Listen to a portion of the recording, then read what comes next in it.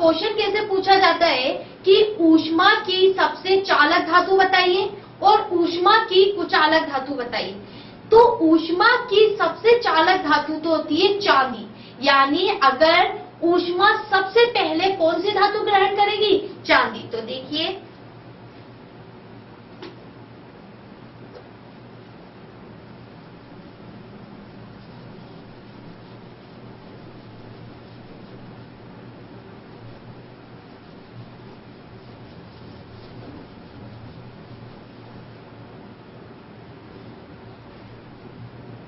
ऊष्मा की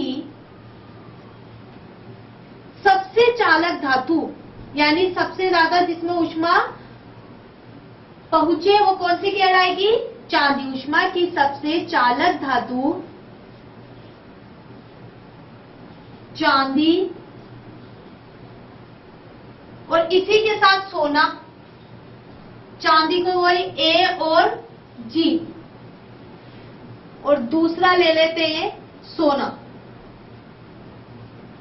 ए और यू। और ऊष्मा की सबसे कुचालक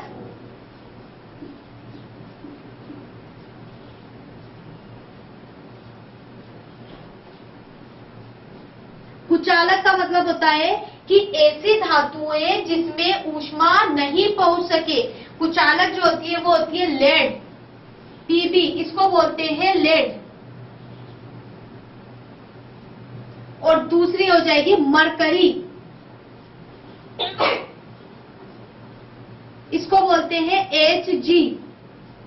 यानी ऊष्मा सबसे ज्यादा किसमें जाएगी? चांदी और सोने में, और जिसमें सबसे कम यानी जिसमें प्रवाहित ही नहीं होगी वो क्या होगी? लेड और मरकरी। अब हम इसके लिए एक प्रयोग कर लेते हैं कि सबसे पहले हम क्या कर लेते हैं? ऊष्मा की सबसे चालक धातुएं। इसके लिए हमने क्या लिया?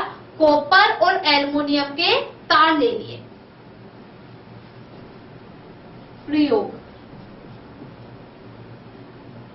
सबसे पहले तो हमने इसमें क्या लिया? कॉपर और एल्युमिनियम के तार ले लिए। इन तारों को एक स्टैंड से लपेट दिया, यानी एक स्टैंड की सहायता से क्या कर दिया? बांध दिया।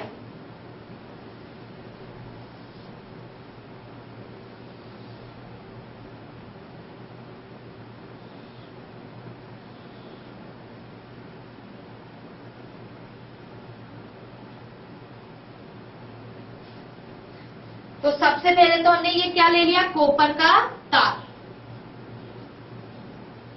कॉपर का तार। इसी कॉपर के तार के एक सिरे पर हमने क्या लगा दिया?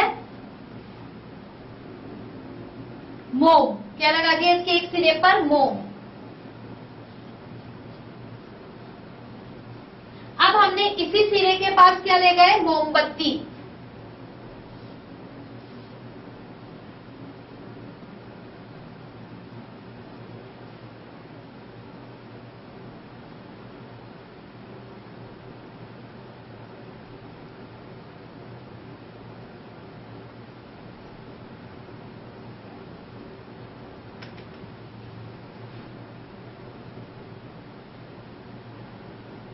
इसी सिरे के पास हम क्या ले गए? मोमबत्ती। अब हमने देखा कि जैसे हमने इस मोमबत्ती को कॉपर के तार के मोम वाले सिरे पर लेके गए तो ये मोम धीरे धीरे क्या होने लगा? पिघलने लगा। मोम धीरे धीरे क्या होने लगा? पिघलने।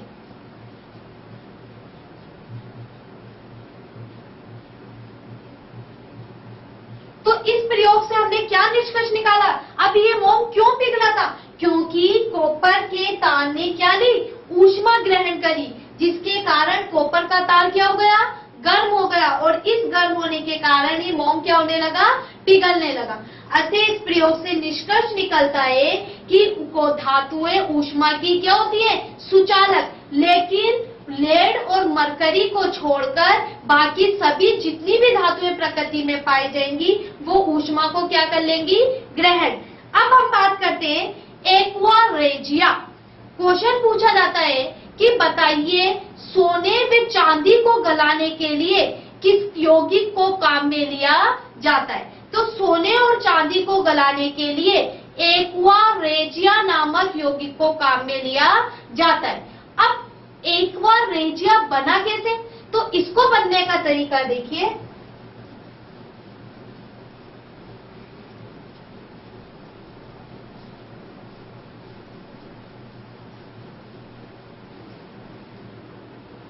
Aqua regia